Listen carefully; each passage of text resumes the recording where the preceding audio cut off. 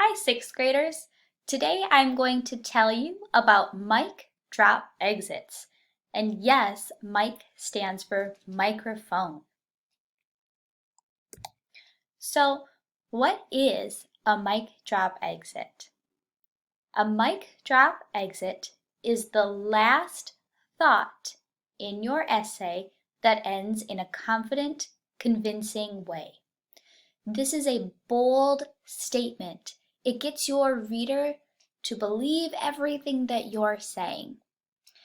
Mic drop statements are also used in speeches to enhance them or make them more interesting. I remember when we were all back in class and we had a debate in sixth grade with Miss Figgy, and our debate was even over some of these things that we were talking about in a lot of your essays. And many of you ended your statements from the debate with an arm motion that went like this. That would be a mic drop exit. If you have a statement that is that powerful, where you feel like you could go like that, and then be done with your statement, that is a powerful mic drop exit. It is the last sentence, the last thought in your essay that ends in a confident way, and it's convincing your reader that you are right. So I have some examples for you. I have a strong mic drop exit side, and then I have a weak side. And the weak side, I probably wouldn't even call mic drop exits. We'd just maybe call them exits. So let's start with the first exit. The first weak exit is, "That's why I'm right." Now, that sounds really lazy, that you don't want to take the time to convince the reader why you're right. A better way to say this could be, "Based off my evidence, can't you see that it is not okay to lie, even when trying to do the right thing?"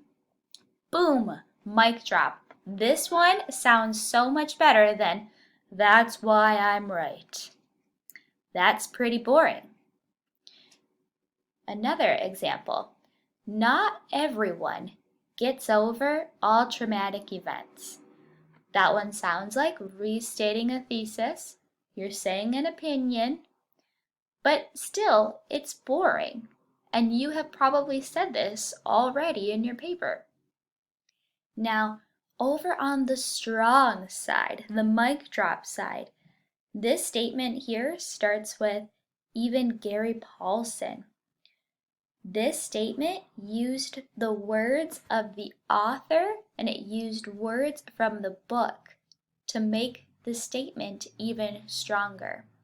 When you use words from an author or from a book, it is more convincing to the reader. This one says, "Even Gary Paulson, the author of Soldier's Heart, even states that mental damage done in a war is often permanent." That is much stronger than, "Not everyone gets over all traumatic events." Much better over here. Boom, mic drop. Now our last one for our weak examples. "War is not always bad." A simple sentence, a little bit like the one above, but boring, and you've probably already said it. Your mic drop side. Ready, it says, "If some wars didn't happen, the world today wouldn't be the same, and many people wouldn't have the freedom that they do." Boom, mic drop. So much better than, "War is not always bad." This is more interesting. It leaves the reader or someone that is looking over your paper, it leaves them being convinced that you are right. Now, if those examples weren't enough for you, in your own slides, where you have your rough draft written, there are more sentence starters for you.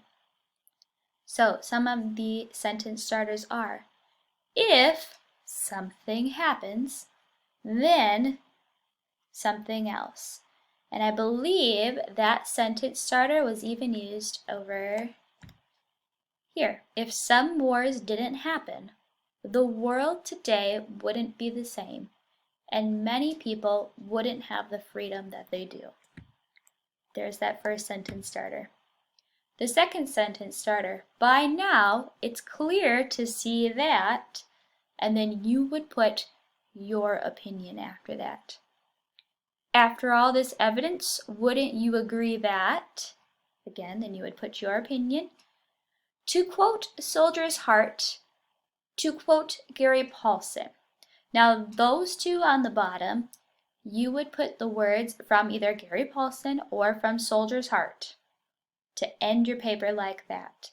And I used, not exactly, but I stated even Gary Paulsen, the author of Soldier's Heart, even states that the mental damage done in war is often permanent. Okay? Using the author's words, using words from the book to back yourself up so that you are further convincing. So I'm actually going to go ahead and show you Miss Figgy's example. I'm going to read to you her ending paragraph, her conclusion paragraph. And down here in blue, this is Miss Figgy's mic drop exit. To summarize, it is correct that not everyone believes his or her side is right in a war. Charlie disagreed with the Union Army when he was ordered to kill horses for meat. A rebel soldier from the South did not want to fight or kill farmers like himself for the Confederate Army. And even U.S. President Kennedy was opposed to the Vietnam War. By now, it is clear to see that no one believes everything their side does in a war is right. And Miss Figgy even revised that based on a suggestion. So that was great. Miss Figgy went back and made her mic drop even stronger.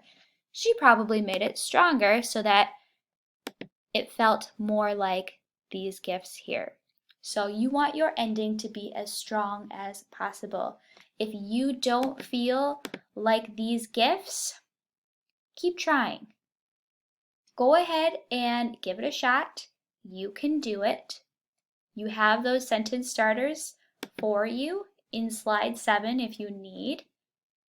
You have these examples if you need to go back. And as always, your teachers are here for you. Reach out to us and ask us if you have any questions.